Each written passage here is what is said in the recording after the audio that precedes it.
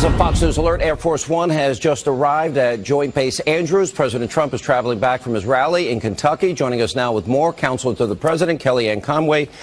I want to stay on this issue and how wrong the media has it in so many different ways. We've been reporting everything with John Solomon and Sarah Carter for 2 weeks. You heard my opening monologue. What is your reaction to it? I thought today showed the best contrast of all, Sean. You have an 8-month-long investigation on Russia with nothing to show for it, and Donald Trump in office for just 2 months with so much to show for it. He just had his rally in Louisville, Kentucky, promising to make good on uprooting and repealing and replacing the most intrusive, invasive, expensive, and expansive law entitlement that we've had in generations. And he's making good on that promise just this week by negotiating, by listening, by improving and making progress on the bill with leaders in the House and the Senate, and of course our governors who control the Medicaid dollars. And so I think the contrast is really remarkable. I love the way President Trump defied all the negative noise inside the Beltway by going to Kentucky and putting a very positive, optimistic message out there for all to see. The positive, optimistic message that he delivered in Louisville tonight really matches the markets, the stock market, the consumer confidence, a 12-year high in confidence among home builders, according to a report last week. And so he matches a lot of the mood of this country that's not being reflected, that's not being covered, because it's negative, negative, negative. But look, I mean, the unmasking of an American citizen through these intelligence leaks should concern everyone. I think we learned about that today. And, you know, again, I would just repeat, we've had 8 months, and I'm not sure that we've advanced the ball at all. I know he had a really good meeting, and he was able to win over through some of the changes he negotiated with the Republican Study Committee. I spoke earlier tonight to some of the members of the Freedom Caucus. They're not there yet. They would have enough votes to stop it in the House. Senator Paul, a few other senators on their side, they want more changes. The president wants a vote by Thursday, or Paul Ryan, who we'll talk to in a minute, wants a vote by Thursday. You convinced that'll get done? Yes, the president and vice president have really leaned in on this, and they're confident that we'll get the votes. And as you just intimated, some changes have been made to the legislation. That's even what tonight, leaders do. That's right. They listen, they negotiate, they find out what's in the best interest of everyone and what's possible. And some things can change, some things can't, frankly. But you know, the president made a really good point tonight in his rally in Louisville, Sean. He talked about this Thursday getting the health care repeal and replacement done, getting that vote in the House. And then he said we're going to move on to taxes soon, and then we're going to tackle drug pricing. And the president's own words tonight were, some people say getting the cost of drugs down, the medicines, is just as important as tackling health care altogether, because this is really something we hear from people all over the country. It's just damaging the everyday affordability of life, and it's why people found that the original Affordable Care Act was neither affordable nor sustainable. The two solutions that make the most sense to me are, number one, medical savings accounts, which I've advocated for years, and the second, I keep putting this guy from Wichita, Kansas on radio and TV. His name is Dr. Josh Unger, Atlas MD, $50 a month per adult, unlimited care, concierge care, $10 a month for a child. He negotiates directly with the pharmaceuticals, 95% discount. Literally a 98% discount for x-rays, MRIs, every procedure, broken leg, stitches, all taken care of. Add a catastrophic plan, semi-high deductible, and you're fully covered. God forbid you get cancer, heart attack, or a bad accident. It's so simple in so many ways. Is that all going to be in this bill by Thursday? That's what I want to know. The president, as a non-politician who appreciates free market solutions, private solutions, listens to accounts like that. And that's the whole point here, is that when you have top-down government-run health care that people are forced to purchase on or pay a penalty, a tax essentially, you don't even listen to examples like the one you just related and relate regularly to your audience. There are so many great best practices out there in the free market, and this president is somebody who's listening to that and putting it in there. But we feel confident. I was up on Capitol Hill tonight with our Director of Legislative Affairs, Mark Short. We met with members of the Republican conference. Folks are on Capitol Hill constantly. People are over to the White House, as you know. They're working the phone. So this is a very collaborative process, and it's one that I think you really see the leadership of the president and the vice president, where they did not delegate or abdicate the details to anyone everyone else, they've been fully involved. And along with Speaker Ryan and, of course, Leader McConnell and the leadership in both chambers. I got to tell you, and Dr. Umber, in his case, he was able to duplicate this in 1,000 other practices around the country, and there's so many new paradigms that will emerge. It'll be fascinating to see that change for the better for people that now can afford health care and have a better plan, and competition will do that. Kellyanne, we love having you. Good to see you. Thanks for being with us. Thank you, Sean. Welcome back to Hannity. So tomorrow morning, President Trump will travel to Capitol Hill to meet with Republican lawmakers about the GOP's plan to replace Obamacare. Earlier tonight, during his rally in Kentucky, the president, well, he said this. Finally, we want a very big tax cut, but cannot do that until we keep our promise to repeal and replace the disaster known as Obamacare. Obamacare has been a complete and total catastrophe, and it's getting worse and worse by the day. And yet you watch the fake media, the fake news, and they try and build it up. It's a disaster, fellas. All right, joining us now is the Speaker of the House, Paul Ryan, is with us. Mr. Speaker, always good to have you. Thank you. Thanks for having me, Sean. Thanks for having me, Sean. Good to be with you. So you want to vote? We expect to vote Thursday on the health care bill, and I saw a lot of progress on Friday. Let's start with the good news. And for example, the White House, the option to impose work requirements on Medicaid recipients, block grant Medicaid. I know that was important to the Freedom Caucus members. And also the measure, which I think is interesting, is that the White House and House leaders are also increasing the tax credits. Some people don't like that aspect of it. Where do you stand now? Do you think you have the votes right now to pass this bill? Yeah, I feel very good because what we've been doing this entire process, Sean, has been listening to our members, finding out where the consensus is, and making improvements to the bill as we've gone through the legislative process. As you know, it's a 4-committee process.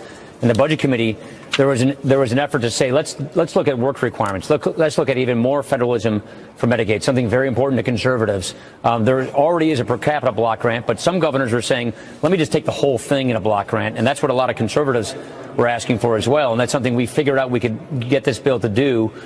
We always had to make sure that every change we make conforms to the Senate rules, which we have to play by, to make sure that it can't get filibustered. And so that's what we've been doing. So all these changes that have been added, we're doing to make sure they're done in such a way that it can't get filibustered. And we feel really good where we are. So a lot of members have brought a lot of good ideas to the table. And you mentioned the last one. That's something that's also important to the president. The president has said, let's see if we can add to the people who are getting assistance, who don't get health care from their job, who are older, maybe in their 50s or their 60s, to make sure that they're in a good place as well. So we're doing even more assistance there, more federalism, work requirements for Medicaid, for the able-bodied people. So these are the kinds of things that get Republicans in a good place. We feel very good.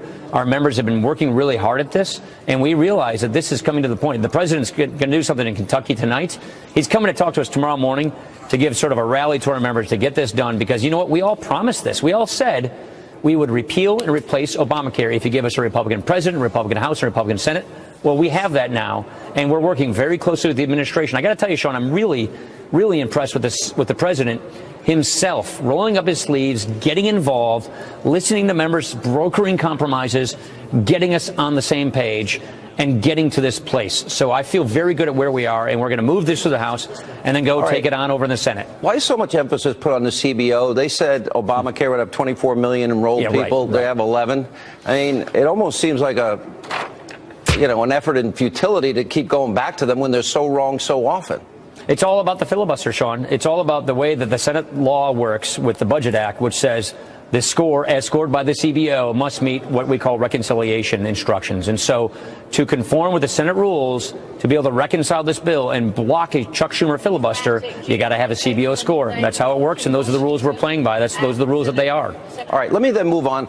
You saw the hearings today with James Comey. To me, the big news that came out of this is both Comey and Admiral Rogers both confirmed what James Clapper had said, and that is, okay, there's no evidence that any votes were altered or shifted or changed in any of the swing states that mattered in this election. The media is not focused on that. But we had reporters on this program, John Solomon and Sarah Carter. They're both saying, in fact, there was surveillance of the server at Trump Tower. There was a FISA warrant about the overall Russian investigation, not about Trump. And while he's willing to admit one investigation is going on, he's not willing to admit another in terms of leaking. He says, well, it's common practice. We don't acknowledge that. Is that troubling to you? Well, look, that's why we have an Intelligence Committee investigation. So the point is, the president asked for this, and we already had an Intelligence Committee investigation going on before all of this. And so that's why I think Chairman Nunes and his ranking member and Chairman Burr over in the Senate and his ranking member are going to see to the bottom of this and get through everything all Russia related. I didn't watch the hearing because I've been actually busy doing my job, but I've had briefings from Comey. I don't think we learned anything new here, and it only confirmed what we've been saying all along. But at the end of the day, we'll get to the bottom of all of this stuff, the questions you just raised with the Intelligence Committee investigation that's ongoing. Last question, back to health care. Is the Freedom Caucus on board? Well, have you talked to them? Because Dave Bratt earlier today said 40 members were not going to vote for the bill, and Rand Paul said the same. Yeah, well, I've spoken with many of them. I haven't spoken to every one of them. I talked to a lot of members. We got 230-some members here. But the Freedom Caucus members that have had this vote in committee have already voted for it. One of the ones that didn't vote for it in the Budget Committee has now come out in favor of it since then.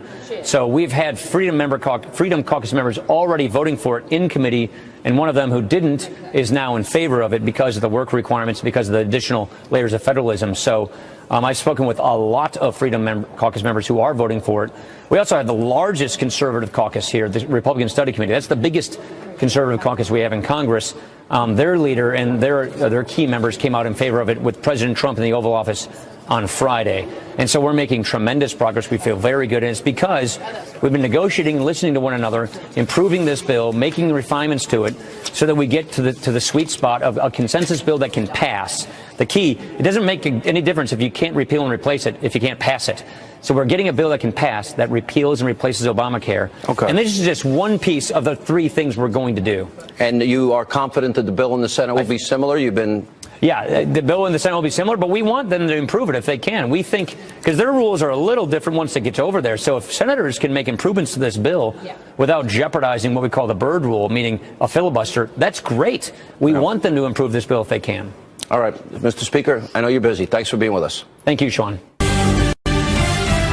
Judge Neil Gorsuch's hearing is now underway in the Senate, and I urge members of both parties to swiftly approve his nomination. He is an outstanding man from an outstanding family with an unbelievably wonderful wife. They should approve. That was the president earlier tonight at his rally in Louisville, Kentucky, talking about Judge Neil Gorsuch. Joining us now with reaction from the American Center for Law and Justice, Jay Sekulow, Fox News contributor, Lieutenant Colonel Alan West. You know, we use the term borking. We remember Clarence Thomas, high-tech lynching. This man is now going to be smeared, slandered, besmirched, his character assassinated by the same guys that supported him for the 10th Circuit. Yeah, 10 years ago when he came up to be voted on, I think it was a voice vote, unanimous approval, 99-0. So what are they going to come up and say, we disapprove of you because of the last 10 years? They have to be very specific instead of these very nebulous things. And when you have the far left that are coming out and saying any of the Democrats that support him, we're going to primary you. Well, look, if they get in the way and become such judicial, obstacles and everything for this president to get this Supreme Court nominee through, guess what's going to happen to them in 2018? And furthermore, I don't want to hear anything else about the gentleman that President Obama nominated, because it was Joe Biden and also Chuck Schumer that said no president should be allowed to bring someone in their final year. It's not good when it comes, your own rules come back to bite you. And speaking of which, Jay, maybe Joe Manchin, maybe Claire McCaskill's because she's scared to death about 2018, not because she wants to. I don't see the votes necessary to get over cloture, so I see a nuclear option, and he will be on the Supreme Court. Well, I will tell you this, whether they have to utilize a nuclear option or not, I will tell you this without any question, that Judge Gorsuch will be Justice Gorsuch in about 3 or 4 weeks, maybe even sooner than that. Look, this guy's got, I'm biased. We've had a case before him, and the case came out well, and came out well, by the way, at the Supreme Court, where based on his decision, we won the case 9-0. So I have a tremendous amount of respect for Judge Gorsuch. I'm looking forward to appearing before him when he's at the Supreme Court. Do I think that the Democrats are going to make this a party line situation? Yes. The rules are never this, the truth is, Republicans will give the benefit of the doubt, so to speak, to the president's nominees. I'll say it a little more bluntly. Republicans are suckers. Seriously. Yeah, well, they are just you never underestimate the ability of Republicans to cave, and they have no backbone. So let's be real here. Yeah, no, I completely concur, and that's why you end up with every one of these Supreme Court fights become exactly that, a Supreme Court fight. It shouldn't be. This should be. This man is so eminently qualified that the American Bar Association, not exactly a conservative organization, gave him the highest rating. Yeah. All right. Let me go back to our lead story from earlier tonight, and that is James Comey. And here we've all these months, Clapper, Comey, Admiral Rogers, all said, no evidence at all. I mean, at what point do we say this is ridiculous? Well, we should be saying that right now. And the thing is, what's so incredible to me is how the media said nothing when President Obama leaned over and said, after my reelection, I'll have more flexibility to Russian President. Oh, I got that tape. I'll play it. Absolutely. They said nothing when Hillary Clinton was involved with the uranium deal with Russia. They continue to say nothing when, you know. Wait a minute. That uranium deal, remember, they made millions. Yes.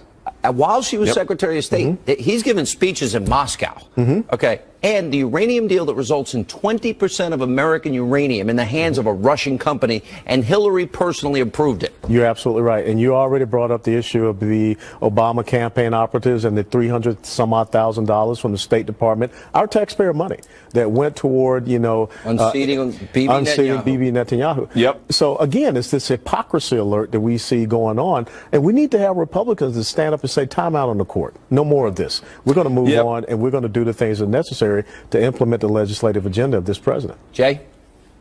Yeah, I'm going to tell you this. There was a couple of takeaways that should be the top line of the media. It won't be. Number one, no collusion between the Trump campaign and the Russians per se. I mean, there was no evidence of that. Number two, no impact on the election. NSA, nothing. As far as any vote switching or interfering with an actual vote in any state. Number two. Number three, the thing that I am so concerned about is the Department of Justice, the FBI reports to the Department of Justice, part of the Department of Justice.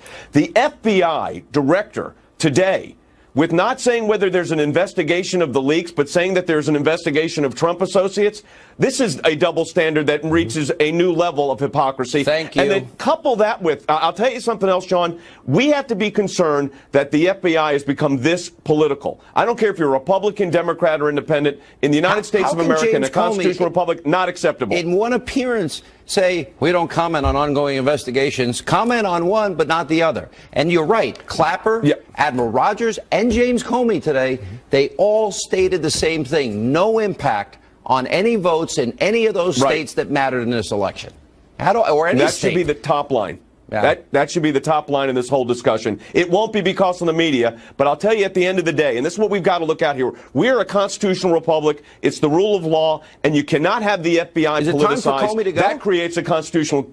Oh, I think so. Listen, he's created his own constitutional crisis, real quick, I'm out of and time. the country's having to pay for that. Yes, I think it's time for him to go. The most important thing is we cannot have the leaks of classified information to the New York Times. You won't even acknowledge that he's investigating. We know that's a felony. That is just like he never finished with Hillary and the server, and Hillary with the foundation. All right. Good to see you in studio, by the way. Pleasure. Appreciate you always being here. Jay, thank you as always. We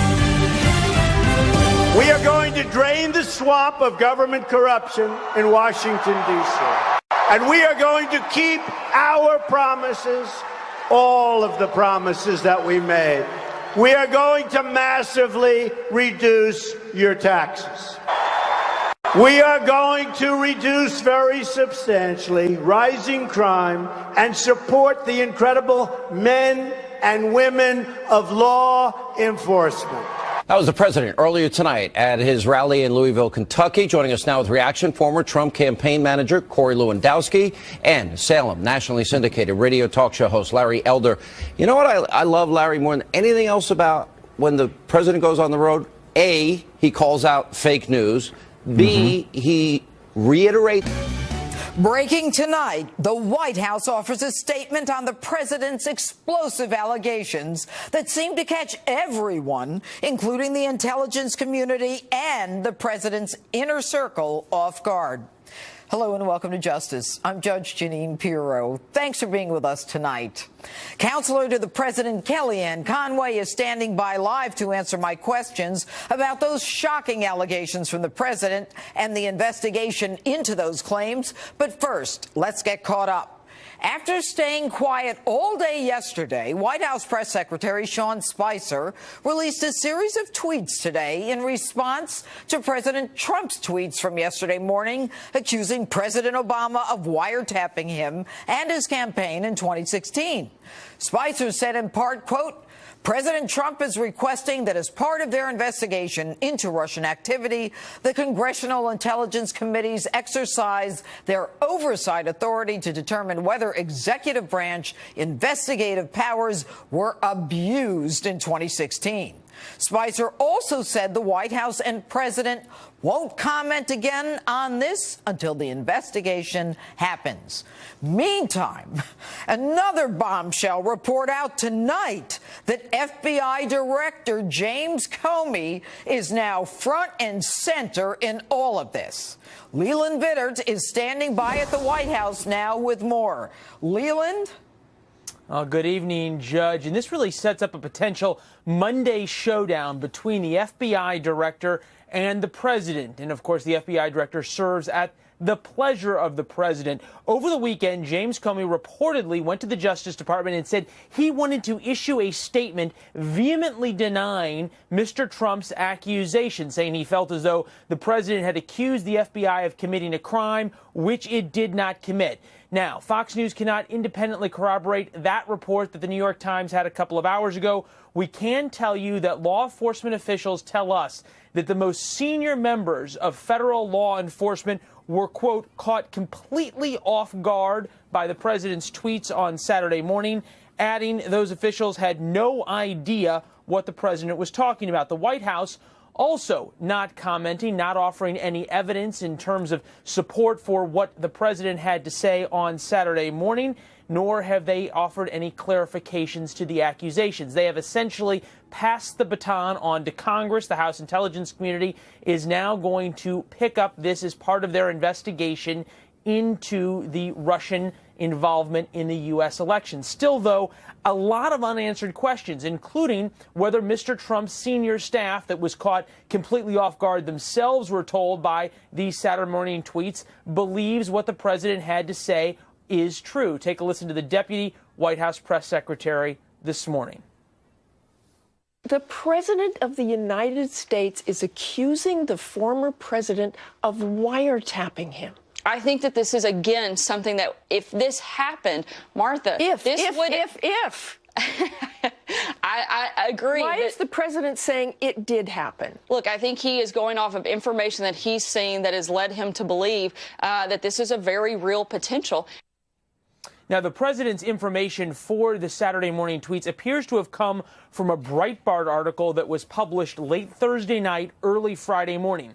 That article was based off of a number of other reports, all using unnamed sources regarding the possibility of a warrant being issued by the Federal National Security Court, Federal Foreign Intelligence Surveillance Court, as it relates to possible involvement by Trump associates with Russian foreign agents. Fox News can't corroborate those reports independently either. President Obama has vehemently denied that anyone inside the White House or he personally ordered surveillance on Mr. Trump or his campaign. Democrats seem to think what is now being called Towergate is going to be a win-win for him. The president's in trouble if he falsely spread this kind of misinformation.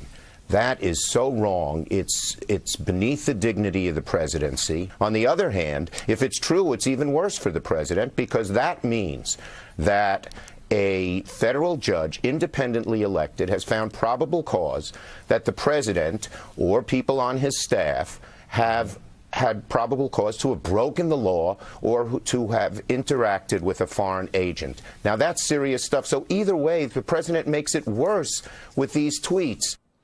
Now, this is not the first time the president and the White House have demanded an investigation into something that started with the president's tweets. You might remember, Judge, a little more than a month ago, the president had those tweets about 3 million illegal people voting in the election. They then demanded a large investigation into that. So far, we haven't heard anything back on that. And now we wait for the sun to come up and the potential showdown between the FBI director and his president. Leland, thank you very much.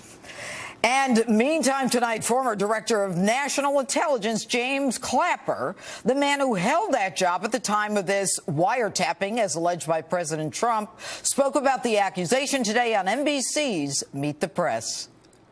I was just going to say, if the FBI, for instance, had a FISA court order of some sort for a surveillance, would that be information you would know or not know? Yes. You would be told this. I would know that. If there was a FISA court order Yes. on something like this.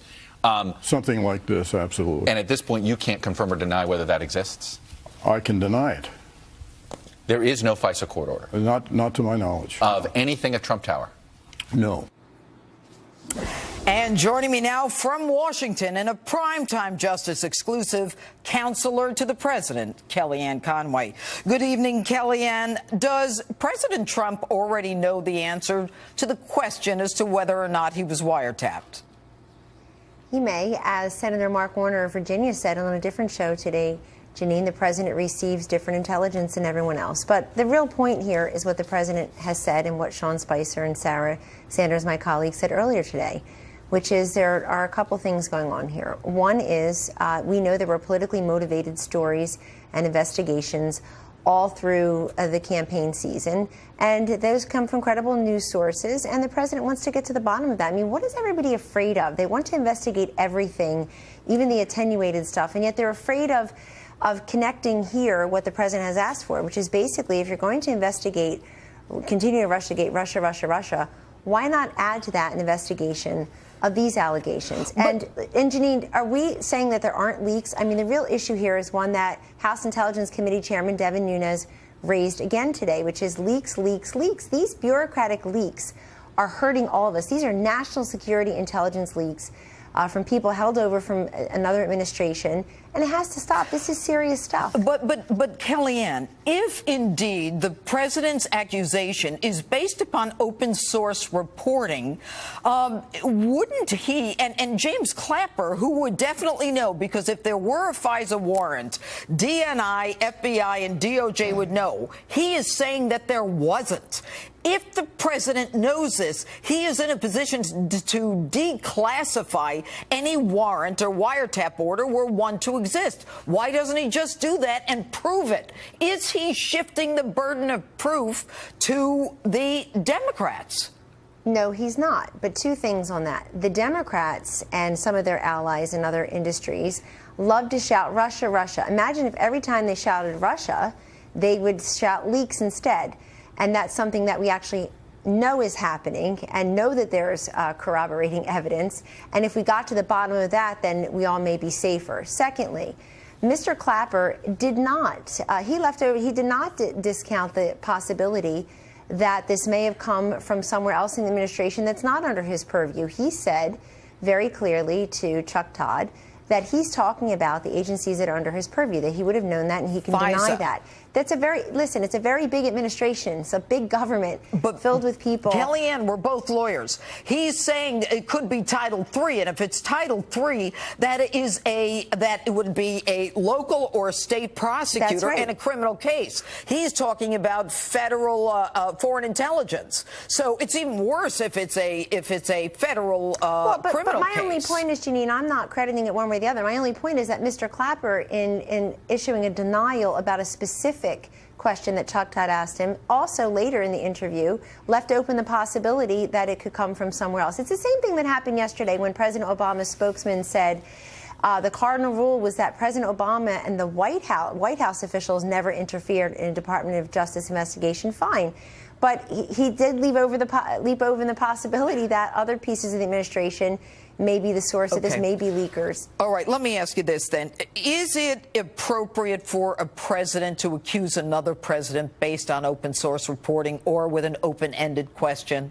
And I guess even more important, if the head of the FBI is saying and pushing back and asking DOJ to push back on this, are we now facing a constitutional crisis before the first 100 days are over? I wouldn't say that. If Mr. Comey has something he'd like to say, I'm sure we're all willing to hear it. All I saw was a published news report. I didn't see a statement from him. And so I don't know what Mr. Comey knows, but we're all being, he would know. He would know Pardon? Either way, because if it were a Title III wiretap, he would know it because that's his criminal division. Or if it were an FBI, the counterintelligence, counterterrorism, he would know that too under FISA. He knows, and if he's pushing back, we've got a real problem between the head of the FBI and the president, the executive branch. Well, and if he knows, of course, he can issue a statement. And we know he's not shy. So the other thing, the other question you asked, I just want to make the point too that we have a double standard here on anonymous sources. You know, the media are so quick to rely upon them for everything, including these leaks, any type of attenuated Russia connection. Anonymous sources, when it's negative and derogatory toward this president. If it's positive and exonerating, they don't want to hear about it. Somehow we need to have everything laid out, all types of evidence presented. The president made very clear, as did Sean Spicer, our press secretary, that we like this to be included in the president would like it to be included in the investigation, and that we'll have no further comment until that oversight is completed. The other point I'd like to make is, you know, everybody loves to run around and say, Janine, Judge Janine, that, oh, you know, the president had this wonderful speech on Tuesday night. He was heralded from all political corners. It was very unifying. People felt great. You saw the poll numbers afterwards. They were great. And yet everybody says, and look at this, now we can't talk about it anymore. Really, why not? Look at the Fox News polls and every other network's polls. What do those say are important to Americans? What we're discussing now, what everybody's obsessed with this whole week, or what the president talked about, that there is that action is a necessity, not a choice. We will have health care reform. We will have new domestic policies coming out this week, perhaps. Thank you. We will, in fact, get a handle on this opiate abuse that the president laid out so beautifully the other night. Kellyanne, he's got a lot to do, and he's going to do it. Thanks, Kellyanne, for being with us. And here with reaction, former